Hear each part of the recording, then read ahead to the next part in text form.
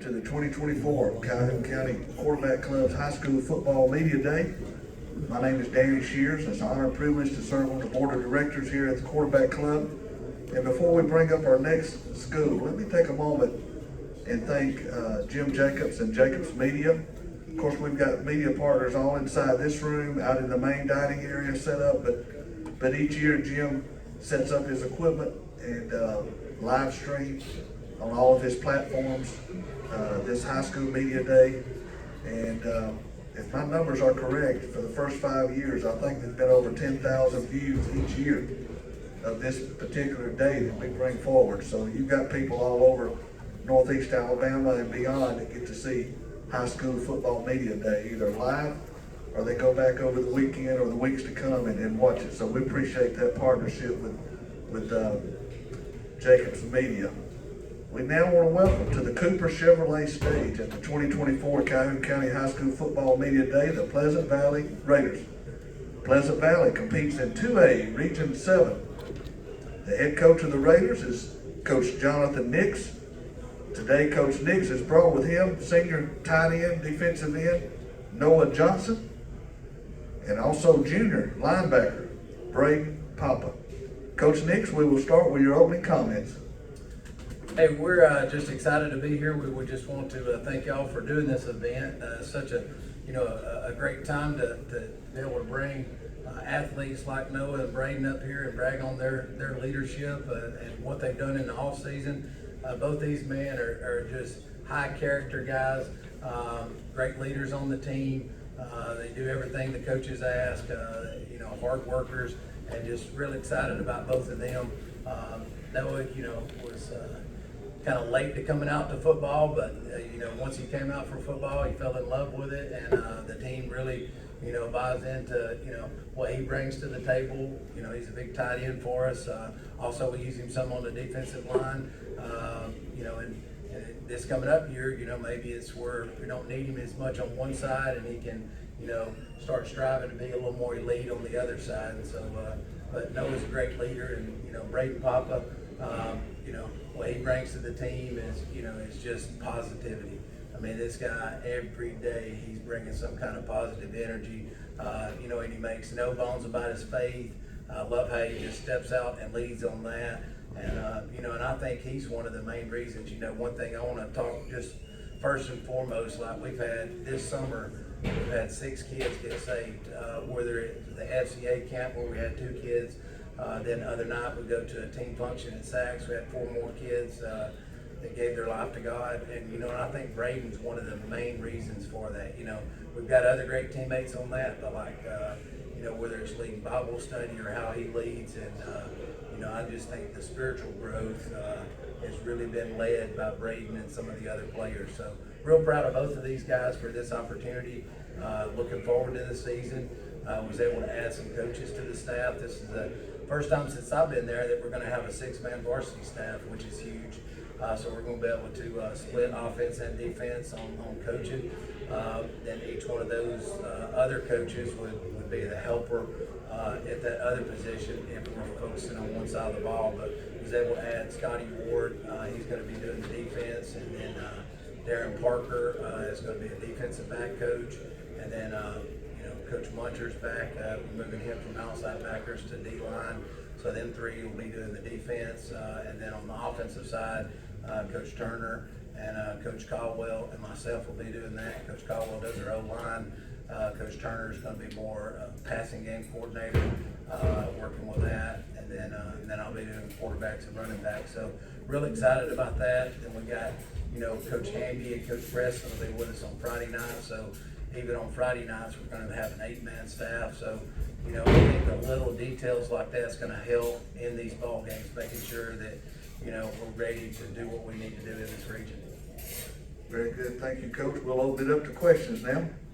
To Jonathan, Noah, and Braden, what did making the playoffs last year do just to goose the off season, to make Pleasant Valley dream bigger maybe, and what's the next step?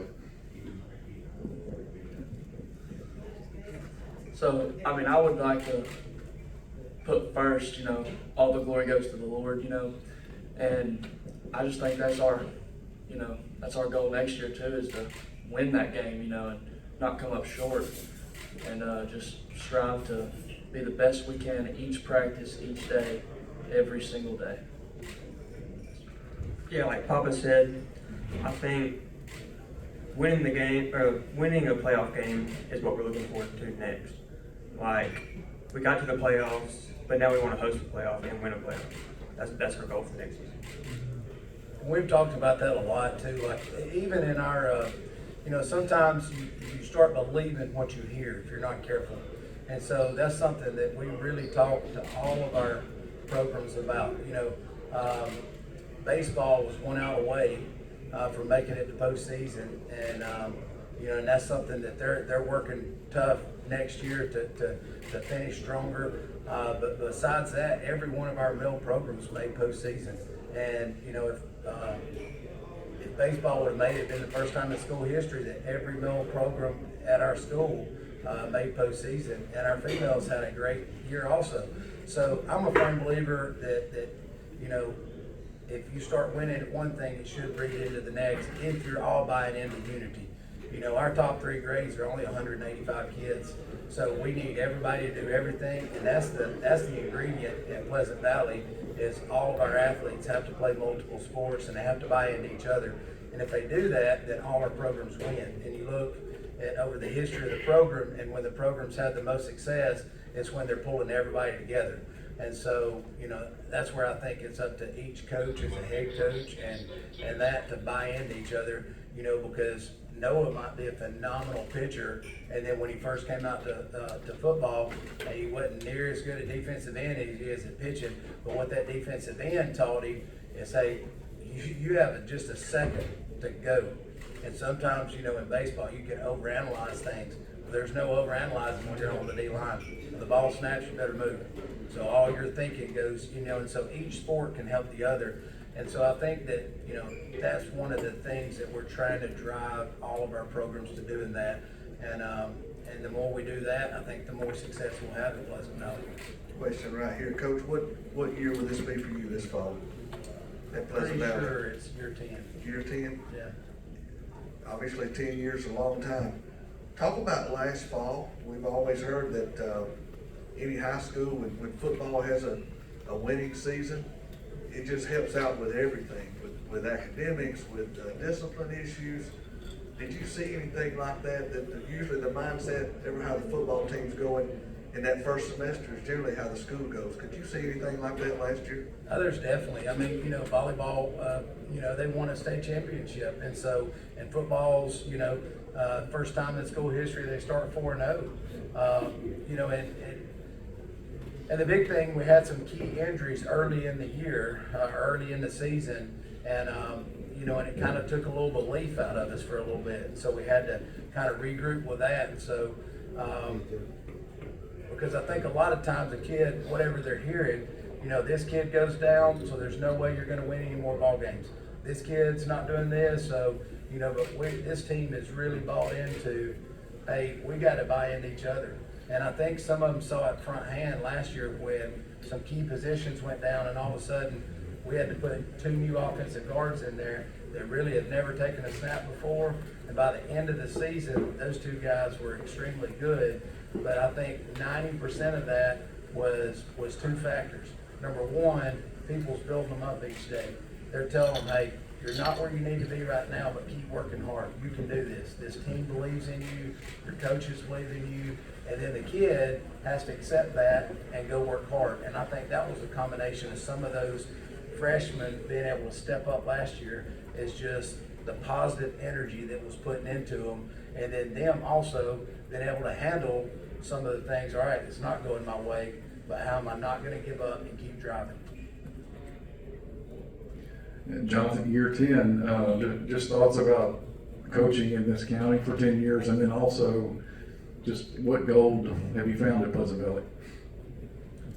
Coaching in the county is great. I mean, I feel like Calhoun County is one of the best counties around for us athletics. I mean, look at some of the programs that we offer here, some of the success, some of the veteran coaches. I mean, there's so many strong coaches in this county. So and it's the longest that I've ever been anywhere.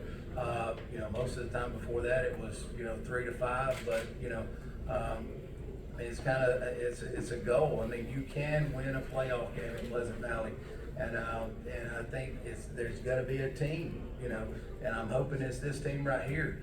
But good teams are led by players, and coaches are there leading with them. But you have to take on that initiative as a player to make sure that I'm doing the extra things, I'm doing the stuff it takes to do that. And so I've seen a lot of that this off season. I've seen, from January to May, I mean, we had something like 110 pounds added to our maxes, and that was consistency in the weight room. I would say if you weigh some of them, like you take a Braxton Salster who played last year at 160 or so, he's 190 now. Jonathan Hanson on the D line played at 180, 185, he's 210 now. I mean, we've got several kids, Braden's put on 20 pounds of muscle or so, and so the only way you can do that is consistent hard work, and there's no magic pill, there's no secret ingredient to, what does Pleasant Valley need to do to get to the next step? The answer is consistently work hard, and I think in the school year we were doing that. In the summer, you always got these distractions. So for one, I'm excited when school starts. School brings routine. Routine is good for everybody, especially if you have consistent routine. And so those are some things that, excited about this season, and excited about this region.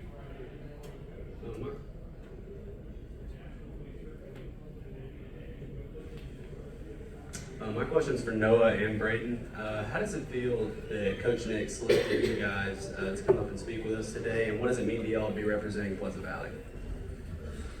I would say it's an honor.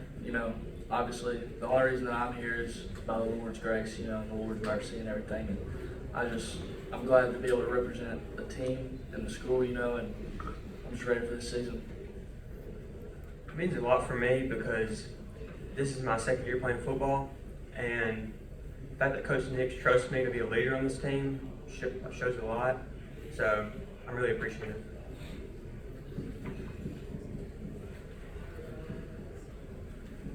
Question right here. Jonathan, two of the schools that were here, the three before you guys, brought new helmet designs this year, and of course, you brought one last year that won you a pretty nice award. Can you talk about just what kind of juice your kids and your school gets out of things like that? I think so. I mean, they've got the belt here. Actually, it's at y'all's booth out there. It's now a touchdown turnover belt. So whoever gets that, we kind of hang that around their neck and they keep track of that. But I think the helmet brings the community together too. So there's so many. The history of the school. You've had different colors, different designs, different mascots, but one traditional thing, if you look back from the first team, there's always this interlocking TV. And so when we went to this helmet design, we want to do everything we can to bring people together, not divide them. And so, that's kind of why we went to that specific logo on there. It's traditional. And we've had several alumni and different people reach out and still talk about the helmet, and the kids like it. And I've noticed that a couple of these new helmet designs look very similar to that. The 3A region in the area has gotten a lot of preseason attention, but you guys have a pretty solid 2A region to play in this year as well. Talk about your region a little bit. We do. Everybody in the region we have played before or been in the region with the exception of Pisgah. When we played Pisgah in the playoffs, that was the first time that Pleasant Valley and Pisgah had played each other. And, and now we open up region play with them. And I think that's going to be a key game because it's going to measure, not where we're at in the region, but where are you at and how far you can go in the playoffs, because Pisgah's got a veteran team coming back. I mean, they're one of the strong suits to, pick to win the region and actually win it all with some of the guys they have coming back. So, I think that's going to be a key game for us just to see where we're at. I'm glad that game's early in the season so we can look at that and then go from that. But besides them, I really think that this region's up for grabs for anybody. So I think it's gonna be who's playing the best ball by week 5, 6. And so taking each week like it's a week of its own and trying to improve, and and I think that's going to determine the region.